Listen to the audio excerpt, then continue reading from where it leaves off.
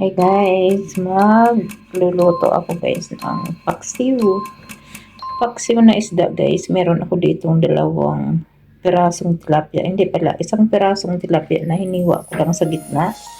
So pinagdalawang piraso ko yung isang isda.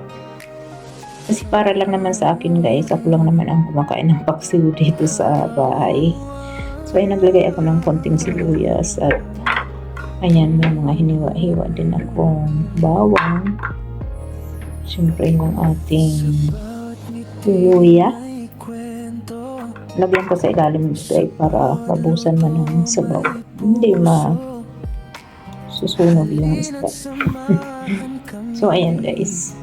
Lagyan na natin yung isda. Ayan, malaking isda yan guys. Kaya yung isang isda hiniwa ko lang sa gitna. So, ayan lang ang ipapaksiw ko. 2 peraso.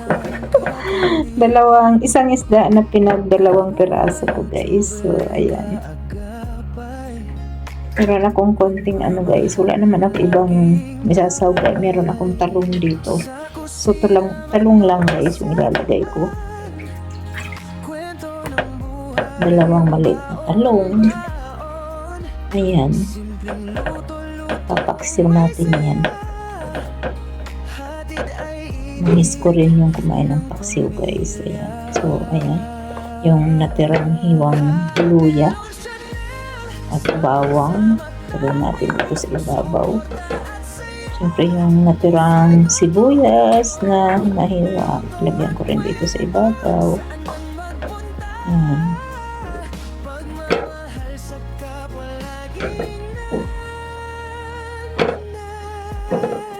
Magawa-gawa na naman tayo guys ng content for today. Paksiw na isdang tilapia. Ayan. Simple cooking ni Ate Mons. Ayan, nakabili ako ng sili guys. So, hindi kami malimit na may sili guys kasi hindi kami mahilig sa sili, pero meron akong chili pickles. Pero pag ganitong mga naglalagay ng sili, pang lang yan guys, pang pabango.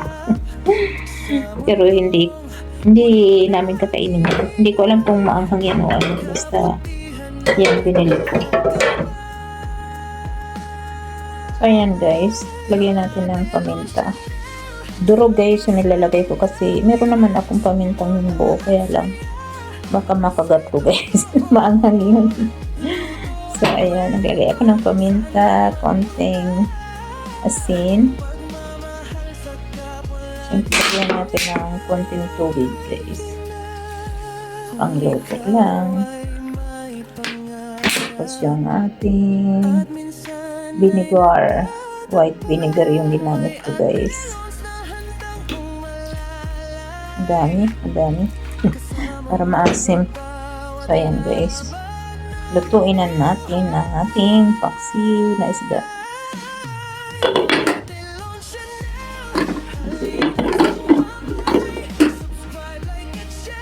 Ayan, meron din ako ditong 2 hiwang isda. Isang piraso din to na pinaghati ko sa 2. Kasi 2 isda yan guys. Yung isa, yung niluluto ko, paksiw. Tapos ito, yung isa, hiniwa ko din para 2 piraso. Iprituhin ko to guys para naman to kay anak kasi hindi siya kumakain ng paksiw. Ang kinakain niya lang pag isda ay prito. Ayan. So si asawa ayaw niya naman ng isda ngayon kaya magsasalad lang daw siya, vegetable salad. So yan lang ang gagawin ko ngayon. Yung food namin. Ayan, antayin na lang natin guys na maluto yung paksiw. Maraming salamat sa inyong panonood.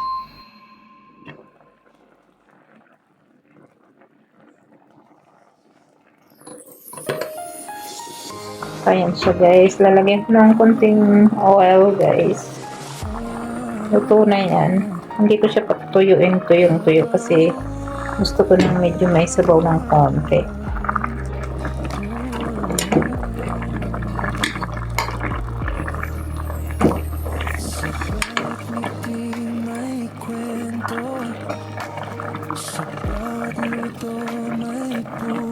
Matabang. Kulang sa asin guys. Dagdagan ko siya guys ng asin. tabang. Dagdagan ko na rin ng paminta para sarap. Halo-haloin natin. Wala na sabaw siya, ito kunti na lang. Ayan. Luto na yan guys. Pakuloyin ko lang ng konti at para matunaw yung asin. Okay na yan. Okay na ang ating paksiw na isda. So, ayan na rin guys, yung isda na para tiyanak. Piniprito ko na siya.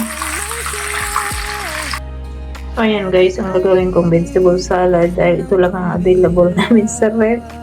Hindi pa kami nakakapamili guys. So, ayan, may ako cabbage white, tapos yung red cabbage. Potato, yung red radish at spring onion at yung fresh mint. So, ayan ang gagawin kong salad, vegetable salad para kay asawa.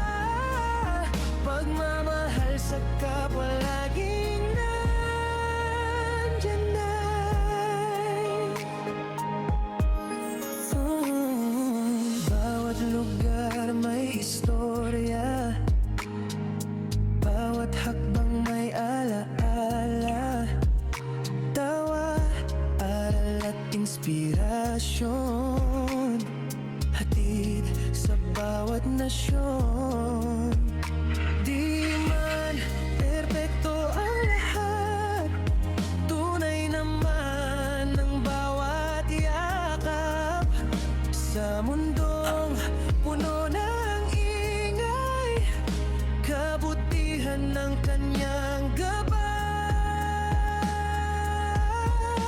Katelon Chanel, sama-sama tayo, suporta at saya, puso'y totoo.